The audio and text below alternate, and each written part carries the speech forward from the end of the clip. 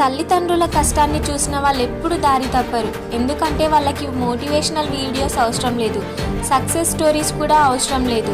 ఒక్కసారి తన అమ్మ కళ్ళలో ఉన్న బాధ కనిపిస్తే చాలు, తన నాన్న చేతిలో ఉన్న గజ్జి కనిపిస్తే చాలు, ఆ రోజు నుంచి వాళ్ళ జీవితంలో ఎక్స్క్యూజెస్ అనే పదమే ఉండదు. ఎందుకంటే వాళ్ళు తమ కళల కోసం కాదు, తమ మీద నమ్మకం పెట్టుకున్న వాళ్ళ కోసం బ్రతుకుతున్నారు. ప్రతి కష్టం వెనకాల ఒక సైలెంట్ ప్రామిస్ ఉంటుంది, నేను గెలుస్తా అని, నా వాళ్ళ కోసం గెలుస్తా అని. మరి మీ ప్రామిస్ ఏంటో కామెంట్ చేయండి.